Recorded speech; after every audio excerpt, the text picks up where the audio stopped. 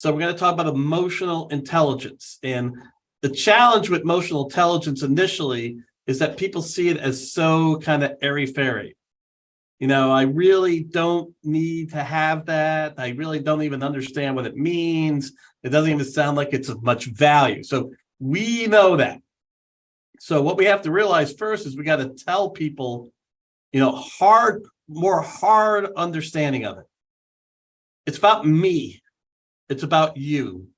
Emotional intelligence is about the individual. So each one of us, just like you have an IQ and you see that slide coming up, each one of us has emotions, thoughts, feelings, viewpoints. Each one of us has emotional distortions. Each one of us has cognitive distortions. As I talked about, the way to drive through, and thrive in uncertainty is being able to understand how those emotional and cognitive distortions affect your ability to get things done using the human work machine, which is that wonderful brain that we have, but also that brain could be a big pain in the butt. So why? So what are your thoughts? Why is emotional intelligence important? You're coming to the session. Why do you think it is? So chat in some of your thoughts there. Why? Why is this important? And I'll wait for some thoughts to be chatted in. But there is a big difference. You want empathy, that's really good. There's a big difference between your emotional quotient and your intelligence quotient, IQ. The thing you want to be thinking about here is your IQ looks at the ability for you to process information. Come on, folks, there got to be somebody else out there who has a couple thoughts on why emotional intelligence is important.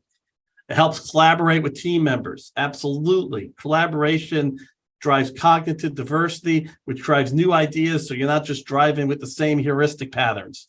You're trying self-awareness. We're going to talk about that. And yes, Marcus, getting your point across in a way that people are going to listen. Yes, if I don't understand myself, how am I going to work with others? Yes, that's right, Jennifer. Humans, we are powerful. We have powerful capabilities in art and science, but we come with externalities. We come with things that you have to work through. Buy-in. Yes, as your business analyst, if you're doing future state analysis, if you're working with building up business cases, to get buy-in, you have to understand and control, your emotional. You have to manage your emotional intelligence for the situation, as well as yourself. Yes, people don't care until they know you care. So IQ is powerful, but the challenge with just putting all your money down on IQ is the fact that your expertise is eroding quicker and quicker. You want to be able to learn fast. You want to be able to adopt fast. So that's important. But what is becoming more and more important is this idea of how you get things done. And in complex environments, we get things done through people. Teams of people, and understand that each individual on that team is leading themselves, or should be leading themselves, making decisions at the point by which they work. And we see this. So go back. Why is EQ so important? EQ is about buy-in. It's about getting things done, about showing people you care. It's about the self-awareness we talked about. It enables positive responses, everything. You got such great thoughts here. And we have to ourselves understand this, but we also have to begin to teach others as they're moving through this volatile and uncertain business environment, the whole VUCA thing. What is this whole EQ thing about? And it's, as I always talk about when I do economic seminars, EQ is not about being nice. This has nothing to do with being nice. I'm glad you're nice. I'm glad you're caring, but there's a lot more to it than just saying I'm a nice person. And I'm not saying that's a bad thing. I just want to make sure there's a lot more to it than just saying you're a nice person. So 70%, you grow in your career because of your EQ. Because of the ability to work with others, the ability to move things forward, and the ability to get the most out of the people around you. Inspiring, inspirational people, the emotional intelligence is at the very base of how they inspire. Strong. Yeah, you like that, right? I like that too. That person's angry.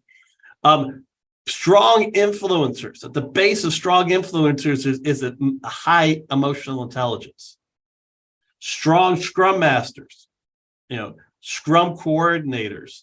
At the base of their strength is that emotional intelligence.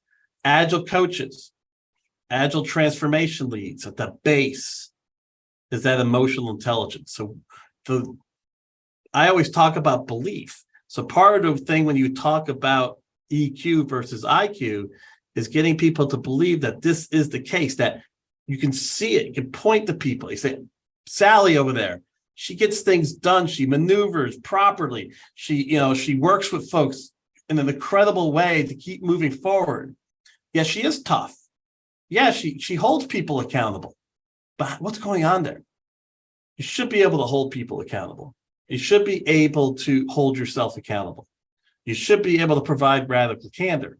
But remember, it goes back to, like we talked about, how you're connecting with that group. So we have to understand our brain tricks us. So as part of emotional intelligence, you have to understand that our brains are not built for knowledge work. They're just not. We got great strength in our brains to be very powerful knowledge workers, but we have to fight a lot of other things and how our brains operate before we can get to that ability to do some of that complex and complicated knowledge work. So every morning, emotional intelligent person needs to wake up and say, my brain's trying to trick me. My brain is tricking me.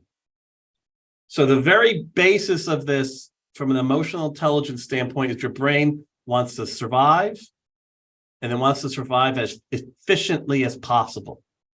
So emotionally intelligent people know that, their first instinct is survival, and we're going to get into that idea of fight, flight, freeze, or fawn. That's part of the protective mechanism so that the brain feels like it can survive that way. It's based on how the initial things around us are being absorbed. So we need to if we're going to do any self-analysis, any self-management, this is the first step. So you have to see the physical aspects of emotional intelligence. We have this freeze, fight, flight, or fawn response. And what happens is we are set up for more of a physical reaction to stressors, to things that make us worry about our survival. And the sad thing about it is our brain processes a negative email, somebody who coached us on something that we need to grow upon, somebody who maybe is acting out at work. We process that as something that is a risk. So we're going to attack this. So you have to think through yourself and say, where do you fall in this list? I'm a fawner. I'll fawn. I'll just kind of go back and, let it all go. I will get angry from time to time. So I'm going to lash out. I'm not a freezer unless it's really bad. But so I know where I'm at in this. And so I can help watch myself accordingly, because the first step in emotional intelligence is understanding yourself. And we're going to get that in later slides. We have to understand that this comes from our brain. It's this very simplistic neuroscience on here, but ultimately our brain processes everything through the limbic system initially, and that's the system of self-protection. That's the system of survival. It wants you to survive. And because of that, you're going to see some things happen if you're not able to control this instinct. You're going to get a lot of adrenaline, a lot of cortisol flowing through your body. It's going to affect your ability to cognate because your body's really looking for a physical reaction, not a mental reaction initially. And it's the way you can build emotional intelligence so you can combat this. That first level self-awareness. Like, it's interesting where Agile is moving. Agile is really moving to not only get at the team level, but Agile is really moving into looking at each individual. I see Agile, the International Consortium for Agile, has come up with this leading with agility certification. And it's all about you and Agile. And emotional intelligence is the same way. The first step is self-awareness. In order to be self-aware, we have to understand that this is happening. And how do we combat it? What are some of the techniques to work through it? And if we can, then we can give ourselves time to begin to process the situation so we can possibly maybe not react instantly, but think through it and proactively look for challenges, look for ways to solve and deal with the challenges that we see without thinking that that challenge is going to kill us. And the sad thing, the negative email, conflict within the office environment, politics, we all have our triggers, and we're going to talk about that here shortly. But want to get this point across as strongly as possible, which leads us into self-talk. So you are all high-end, high-quality knowledge workers. You are driving. You are driving forward, all right? That stress combated with maybe an inability to do that self-assessment level 1 is going to get to the point where it's going to output into physical maladies. You have headaches, migraines, this is an electrical center, heart palpitations, heart pressure, chest pains, stomach upset, and then intestinal upset. All electrical centers in our body. The thing is once that stress begins to manifest physically, you can still fight it, but there's a way to deal with that from a self-management perspective so that you don't go to that level. The book that you really want to look at in this area is Chatter, Chatter, Chatter, self-talk. I don't know how many of you out there know about it or have dug into it, but basically we are talking to ourselves constantly and consistently. And it's in a lot of cases you're completely unaware of it. But in the back of your mind might be, I can't do this project. I don't have enough skills. I don't think that I'm going to be able to understand this topic. And what I'm getting at is the negative side of self-talk. So if you're operating on that limbic system, your brain is now processing that negative self-talk. You are generating this inability to break through what is not real. It's not real. Our brain is built to to make mountains out of molehills because it's set for pessimism so that you protect yourself within the world you're in because it understands that world. So negative self-talk is just another tool by which to lock you in a box. And then, when you can't get out of that box. So when you're doing a presentation, what's going on? You're saying things to yourself. When you're trying to get a project done, what's going on? You're saying things to yourself. This feeds, another good book, David. Thank you. That's great. This feeds into poor cognition. It feeds into the fixed mindset we're going to talk about, and it feeds into a lack of psychological safety. There's so many of you folks operating out there with really no true understanding of what self-talk is.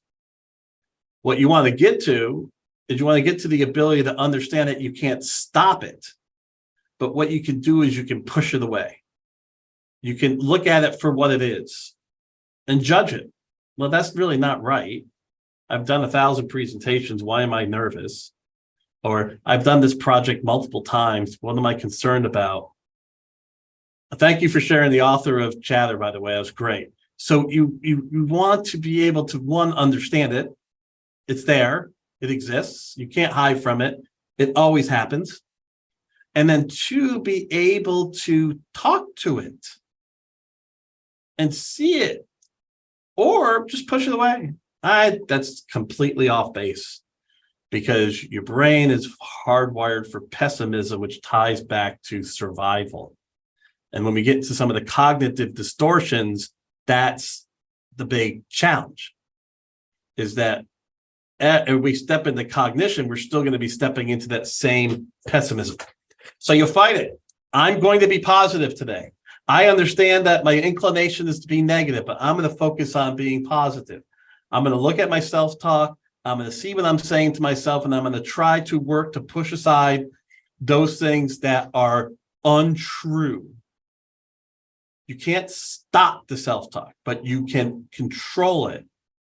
And that way you can begin to loosen up and start growing more of the positive hormones in your system, which we'll talk about here in a little bit. And here they are.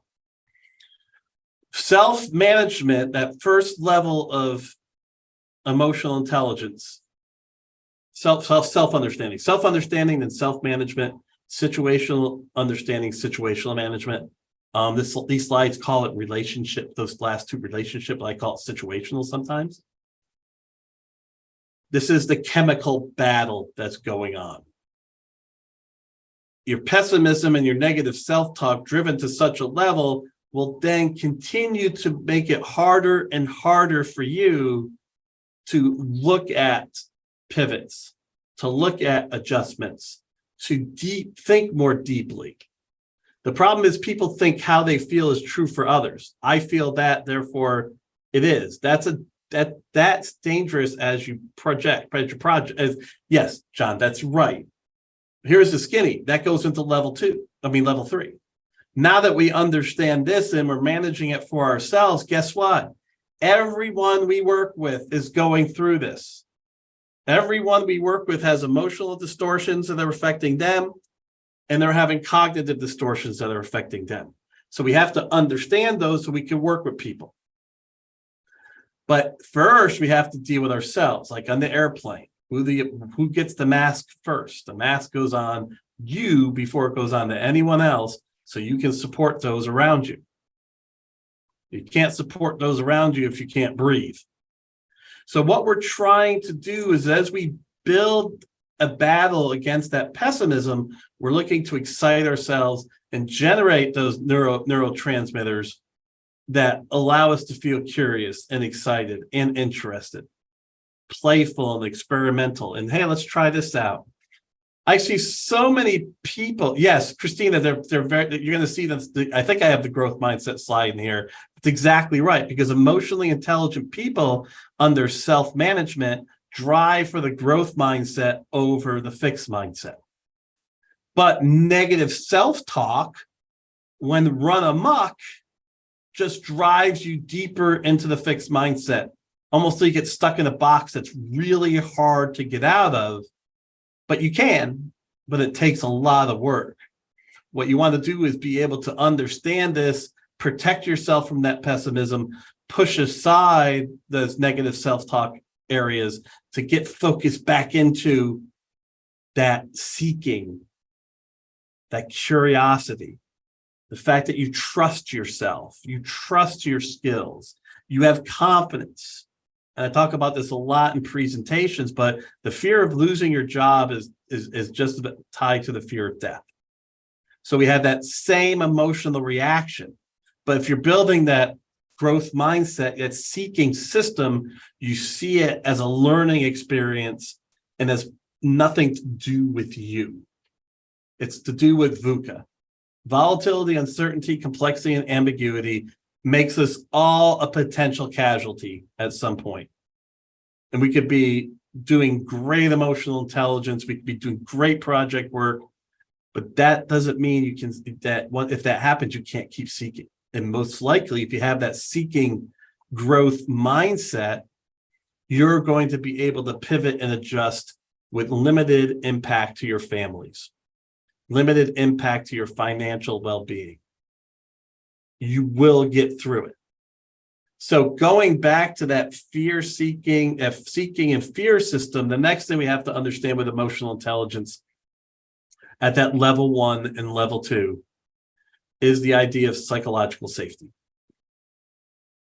It's hard to get to level 3, which is situational relationship management, if you haven't broken through the psychological safety barrier. Here's the thing. Psychological safety starts with you. You decide whether you're psychologically safe or not. I can give you the best environment ever. I can provide you accolades across the board, but maybe you're seeing trends in the industry, you're hearing from other people, and you're losing faith and fear is taking over, and you decide that you're not psychologically safe. That is going to impact your ability to drive in a seeking system way, to build that growth mindset, and to get to a point where you can have a strong impact on situational and relationship matters at level 2 and level 3. It's a lot of stuff that maybe you weren't quite expecting in an emotional intelligence presentation. But what I want to get at is the fact that that's level 1, understanding yourself, is so important. It's critical, and we skip over it. I see it time and time again. I get comments about how can I change this person? How can I change that person? Or how can I fix it? Well, what is your situation? What is your perception? Well, how are you driving the negative self-talk in the environment? How are you then, because of where you're at, not understanding yourself, what externalities are you causing? It's funny. Think about this. When you look at that level 1, did you ever wonder to get inside of like 5 people's heads just to see what you look like from their perspective? How about our partners? Pamela, I would love to get in Pamela's head for like 2 days just to really see my actions, reactions through her processing. It would be amazing. We try to do this in the 360 evaluation. We do try it. And I think it's really good to continue to do that. But man, imagine that popping into somebody and be able to watch how they react to you, the externalities, the negativity that you cause. So yeah, VUCA is volatility, uncertainty, complexity, and ambiguity. That's exactly right, Amanda. So long story short, nobody can give you psychological safety. They can help, they can promote, they can discuss, they can influence, but it starts with you. And that basis is the basis of all the fear versus seeking system, the emotional distortions that we face, and how to get through those starts with that idea of I'm safe, I have a growth mindset, I can learn. Then let's start working through the emotional biases I get on a day-to-day basis, the negative self-talk that causes, how to push aside that self-talk, and then Chatter will begin to teach you that book, how to then use the positive self-talk to reinforce your capabilities. All right. Now we've gotten through the emotional side, but you still have cognitive distortions. So in our thinking system, we still have a bias towards negativity. And we have a bias towards deep change. We'd like to jump around. That's why we like to jump between our phones and stuff like that. Chris Casey and I talked about that in the web seminar we did. We like to jump around and get little shots of dopamine when we move from our phone to our email, back to maybe Facebook or back to LinkedIn. But ultimately, that's not real change. Great question, Christina. If anybody has any thoughts, please don't hesitate to throw those thoughts out on that book. So, when it comes to real change, we are scared. All these effective forecasting issues. These are talked about in a lot of books from Malcolm Gladwell. He does a lot of behavioral economics talks. But this idea that, if I don't get impacted, then really I'm not going to get impacted. It's immune neglect scenario because it's about me. Time discounting. I'm going to overvalue today than I'm going to value tomorrow because I know today and I don't know what tomorrow is. And then these others, as you work in complex systems, these cognitive distortions really drive towards your relationship management. When are people suffering from the endowment effect, where they value something that might be exactly similar that they have and somebody else has, they value it more valuable that they have it. Loss, regret, I'd rather do nothing than have to change and have some failure than to do something and fail. Social proof. When there's a lot of people, it means it's important. Reciprocity. If somebody helps me, I have a cognitive innate desire to help them. Some people call it quid pro quo. And then finally, confirmation bias. If I have a strongly held thought, when I research, my brain is only going to see those things that tie into what I believe in. And then finally, as we become more self-organized, we have to fight through the fact that our cognition, the way we operate, is more about representative forms of leadership, representative forms of management, representative forms of team direction. We look for someone to lead. So John has a question. How do we help young people and help prevent serious self-harm? Any books for us, for them, that may help with stemming cognitive disorders? You know, John, I don't have the depth of knowledge there, but I will say that one of the first steps for young people before puberty and just during and then just after puberty as they're, just after puberty as they're maturing is cognitive behavioral therapy.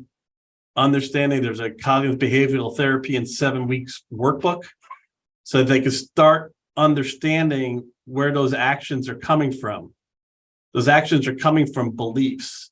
Deep down, our fixed mindset is driven by a belief that we're no good, we don't provide value. You know, in children, and especially at an adolescent and then going into early adulthood, that belief in themselves can be powerfully negatively impacted by their environments, not at home, but everything they surround themselves by. So looking at cognitive behavioral therapy, they're trying to get them to see what their broken beliefs are, to help them understand that those behaviors are driven by some things that they probably see in themselves that are not correct. Beliefs that are held that are absolutely not correct. All right. We have to understand too, with cognitive distortion, that power corrupts. It corrupts without a doubt. Doesn't matter. When you have a power position in a church group, a power position in a social activity, a trade association, whether you have a power position at work, whatever the case is, there's a corrupting nature to it. And ultimately, to see ourselves first before anyone else, then we don't even see anyone else. It's not that I don't like the people that I'm quote unquote leading. I just don't consider them. I consider them through the lens of how it helps me. This happens. You have to control it. It ties to EI, is as you become a stronger influencer, as you get into leadership positions, you got to check. So I ran a company, I built a company, I sell this almost every day with me. As I thought about things, I go, how's that? I mean, I'm more important. I started this. I should get this. I had to control. I had to watch and filter this power thing, because it just attacks. And it's your first sensation. And again, it's a survival sensation. It's an emotional response. So you want to have this in a box and understand it, especially when you're working with people in the certain authority levels, to try to be able to story tell and support them through their needs to get things done. So we know why. We talked about it. You know when to express emotions and when to control emotions. That's right. But you also understand how to connect and when to connect and in what ways to connect. You also understand that in situations, you can't prejudge. You have to dig in and figure out what cognitive bias might be affecting that person. We make very quick judgments based on our emotional responses, trust and competency, and that can stick with us, and we can make very wrong decisions about someone that will affect our ability to drive the team forward. So, any questions, comments, thoughts? I see a lot of shares out there with regard to books. If you have a question, if you have a thought, just go ahead and chat it in. I'll be happy to answer it or give you some dig in on some other ideas there. So, what are our dimensions? The first dimension is self-awareness, and we banged on this one. We banged on this one associated with your emotional distortions.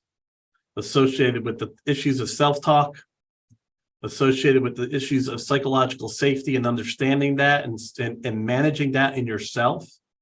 And then we dug into some of the cognitive biases, but not as much as we could. I could go and do a whole presentation there. The self-awareness around the cognitive biases gets you deeper into 3 and 4. Okay, you're self-aware.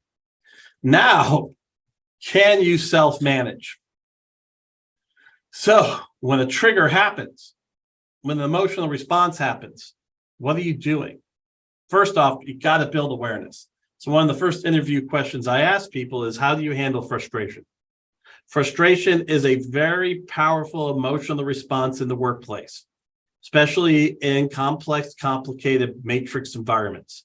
You will get frustrated. There's no doubt. Even if you're driving in a seeking system way, you're going to get frustrated. So what do you do? Out there, folks, what do you do when you get frustrated? How do you self-manage that? What do you do when you're angry? When something hits you that causes you to have an emotional response, and it usually is written more than it is face-to-face. What do you do when you're angry? How do you process? A question would be, when you get angry, what do you do for the next 2 hours if you have meetings? What do you do about those meetings? I'm in the office, I walk the stairwell. Great. Step away, breathe. So breathing is a very strong tool to drive the initial level of stress, because you're controlling the physical nature of stress. Your breathing reduces the anxiety. You can do it 5 seconds in and blow out. You can stand up. Walking is great because then it kind of gets that same breathing going. It helps you push away. You got some tapping therapy. The key here is, I like the whole picture. When you start getting angry and you start getting frustrated, take a step away and look at that whole picture. That's a really good point, Christina, to see yourself in the system. When I talk about adaptive leadership, a way of leading, you have to understand your position in the system. So that self-management is important, looking at all the triggers. What do I do if I have a really good news? How do I self-manage that? What do I do when I get frustrated? What do I do when I get angry? Reschedule. This is the thing. You have to manage yourself to understand that you are trying to influence, you're trying to move forward, you're trying to get things done. And self-management, if you're not in the right state, you understand the mistakes you can make before you even open your mouth. People can see it in your body language. Remember, if you're stressed out, if you're frustrated, if you're angry, you have to understand that shows up in your nonverbal communication. Most of communication is nonverbal, 60%. And they're going to judge you from that. You look harried, stressed, red-faced, what's going on? Oh, this person doesn't know how to handle the work environment. Oh, God, this person must be unorganized. They really don't have control over the situation. It's that quick judgment that you have to deal with when you're dealing with self-management. So David talks about trying to unpack why the email got me triggered and look from the perspective of the person who sent it, yes, and take away the tone. So what you're doing there is you're giving time. The best thing to deal with your emotional impacts is time. Time is a powerful tool, and to exercise some of the endorphin, some of the adrenaline, and some of the cortisol by getting some exercise, exercising that out so that you can recalibrate your system. But take time. Emotional response is about taking time. Attempt to get clarification of what is making me frustrated, but that only tends to get worse. Example, someone says, do this to get it done, but they've left out half the steps, then say, why are you doing it in this way? I relate to it to describing a process. You can't leave out steps, especially if you are an analyst, which in turn looks like the others. You appear to be incompetent to important people. Interesting. First off, your mind is saying you're incompetent. You appear. Are you incompetent? You're not. Shannon, you're not incompetent. That's right. So the first belief is you aren't incompetent. The second scenario is to accept the environment that you're in and try to find the best way to work through it. Third is you understand you can control it through your moving on or addressing it in a certain way and how you react to it. So that's the thing. You have choice. You don't feel like you're stuck. You have choices. You have empowerment. That's where people get stuck with frustration, is they think they don't have any choice. They think that they're stuck. So try to break through that stuck issue. But yes, you are not incompetent. There's no concept associated with appearing incompetent, but you can't, because you're not incompetent. And that belief will strengthen your ability to think through how to manage this situation accordingly. That's great. And I know you don't. I get it. And the thing is, emotions aren't bad. They're not bad. We're not here to be robots. We're just here to understand, how to apply those. There are times to show that you're authentically upset. There are times to show when you're authentically worried. There are times to show when you're authentically not sure where to go next.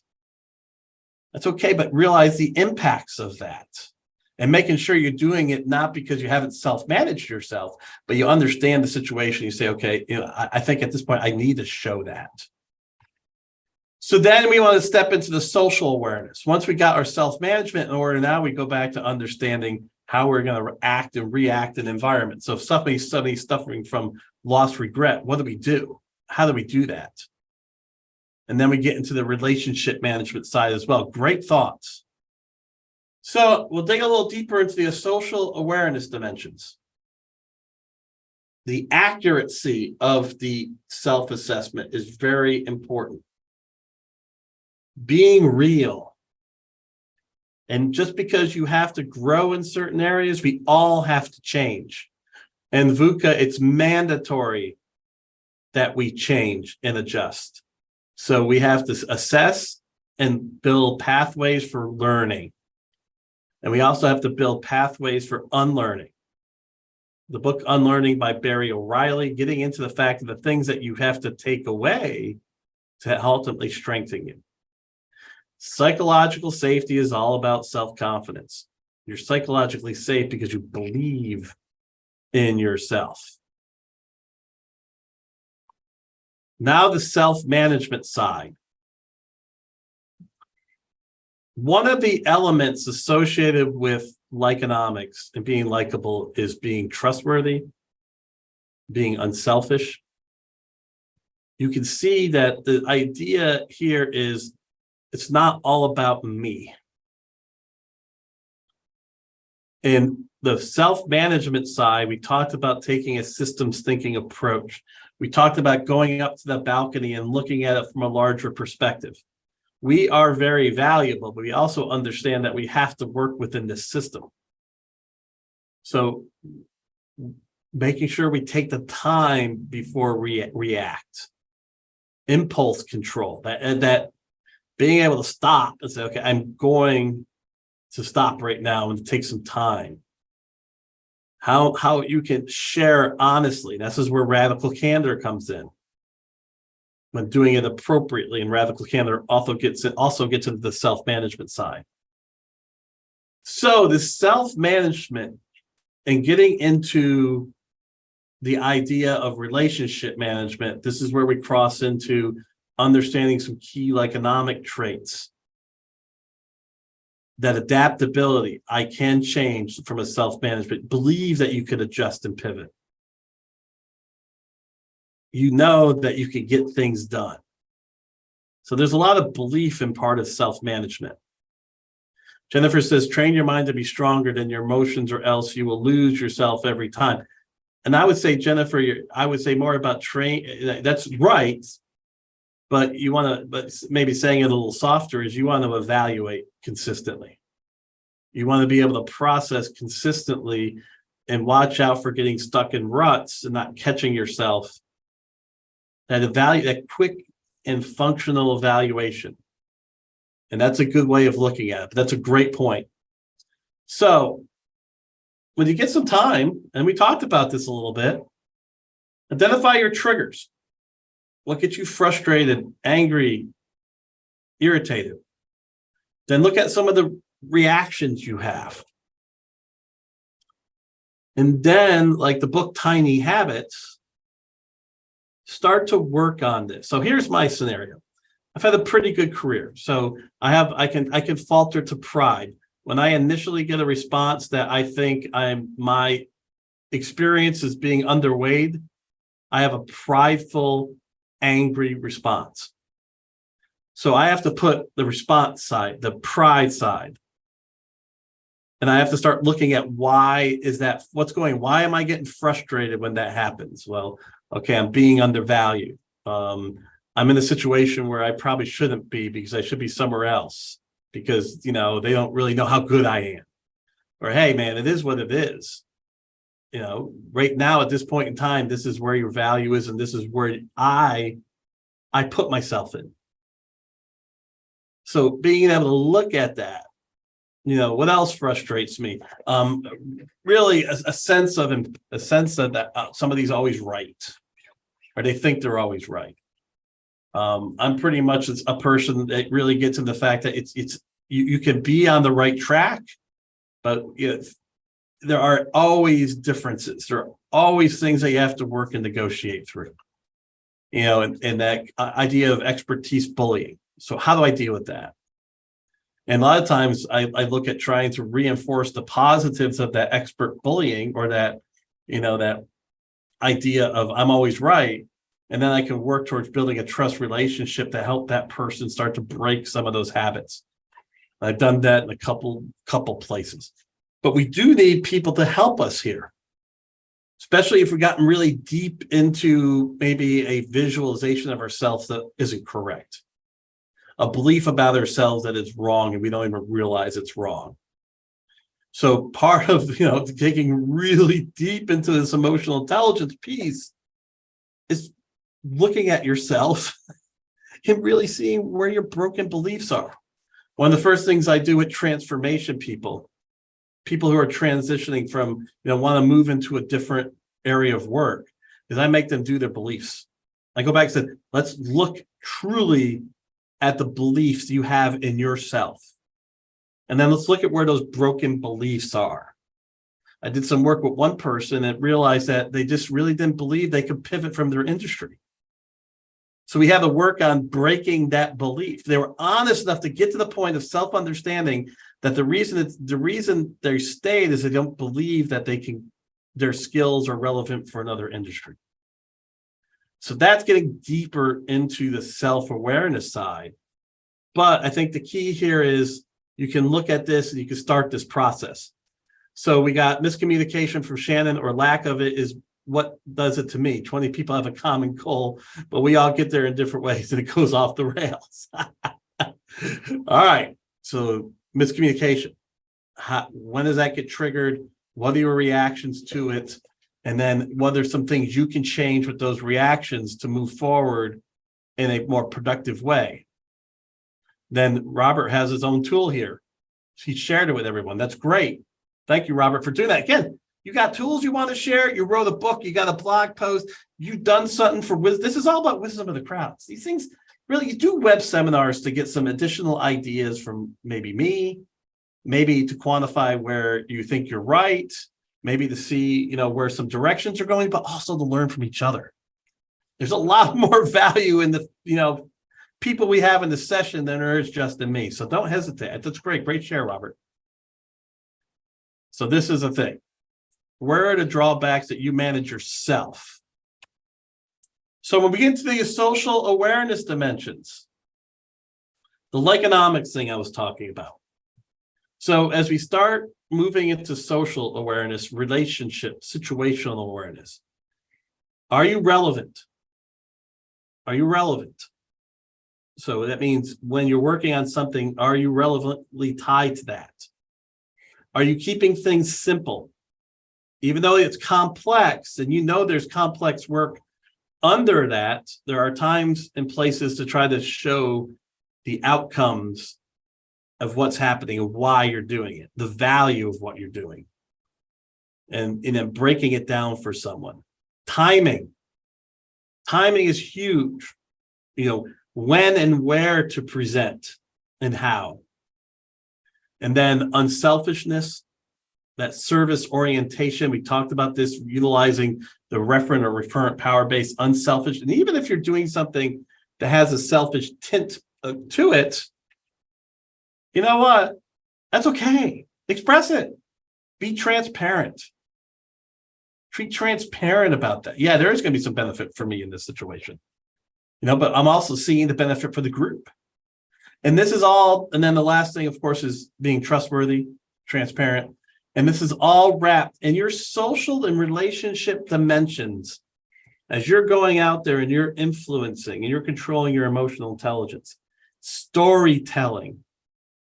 Telling stories that tie back to things that you're trying to deal with.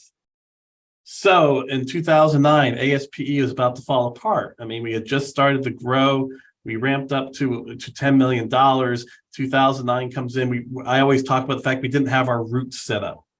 So from a relationship management perspective, I really had to process my emotions, my fears, and then look at the group and then understand their emotions, their fears, begin to talk and articulate, and getting to a decision point with the group that we could focus in on and believe in.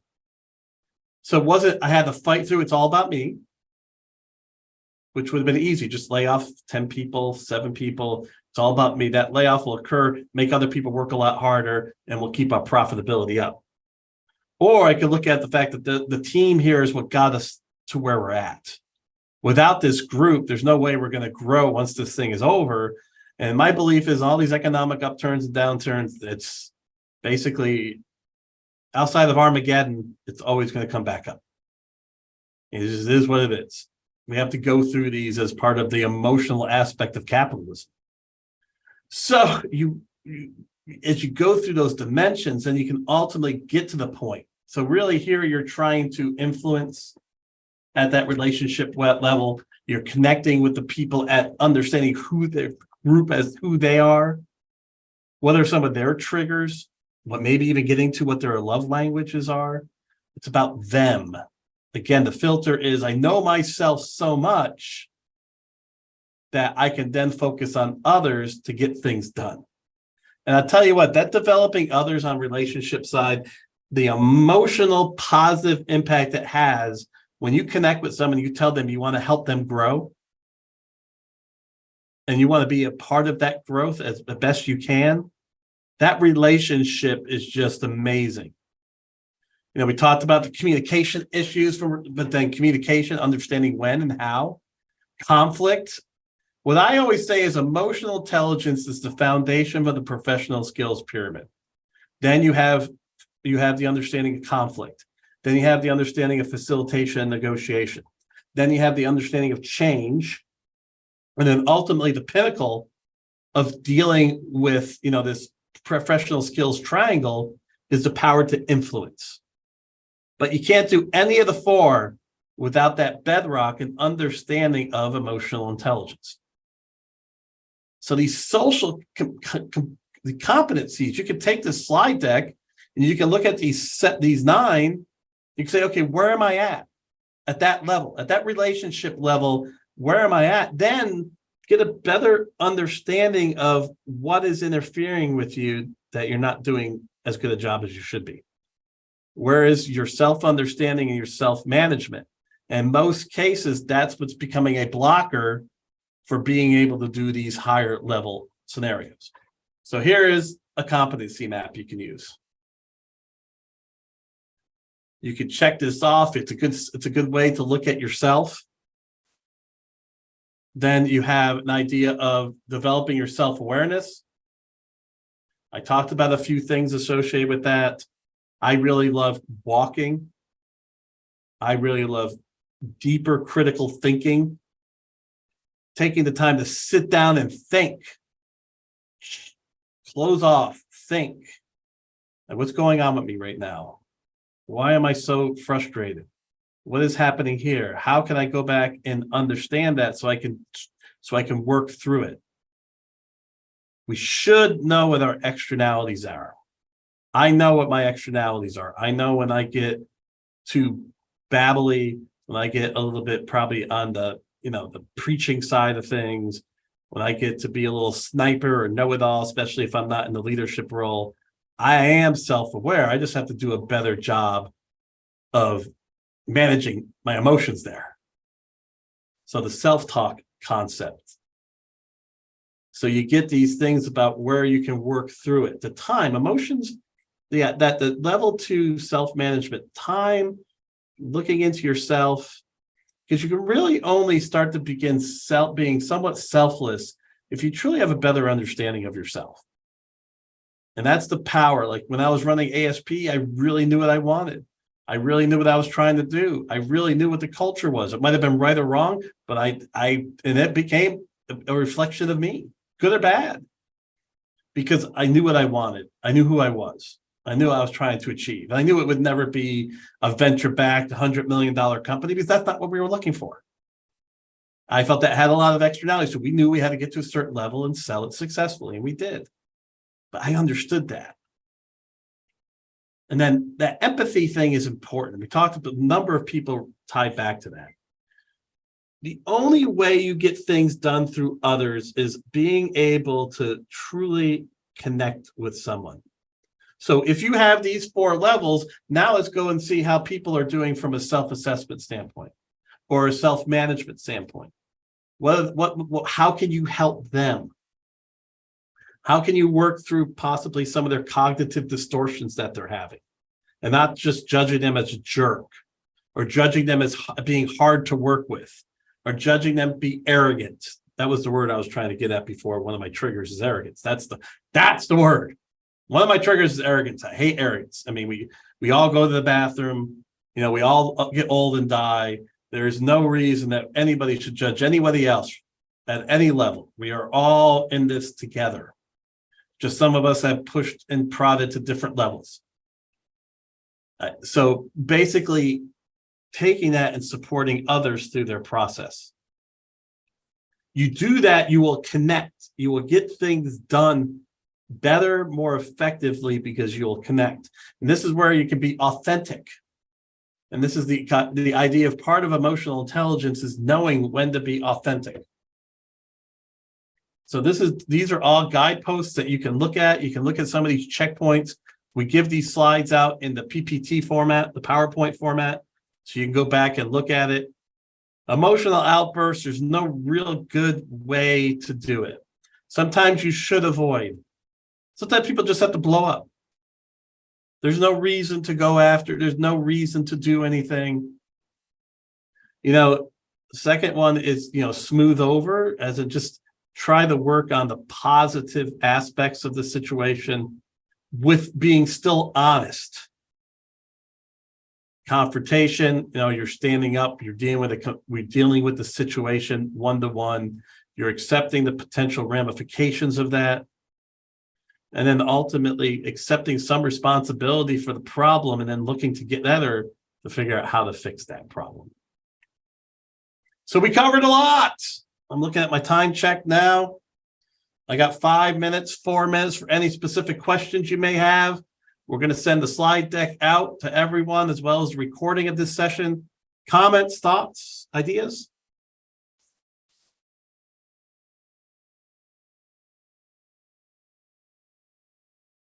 Come on, you got to have some comments, good or bad. Anything you want to leave others with? Another side remark about the topic of emotional outbursts. I told my old HR department, the subtitle for approaching menu was, I know you hate me, but what do you want me to do differently? How to deal with passive aggressive behavior. Cheryl, that's a tough one.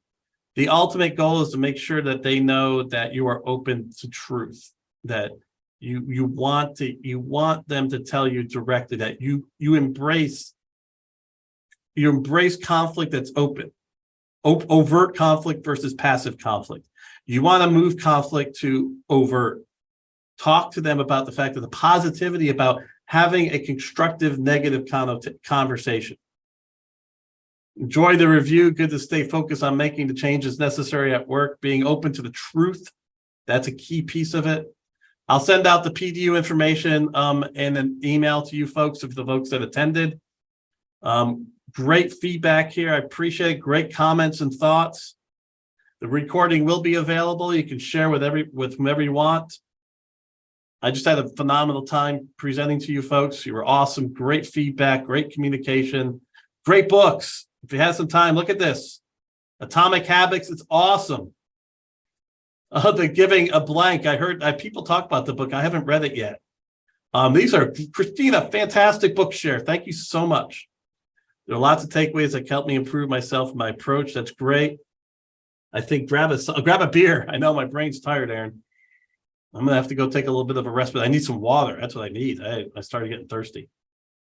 Well, thank you all. Great feedback, great shares. Have a fantastic rest of your day wherever you're at. Be safe. Thank you. Bye-bye.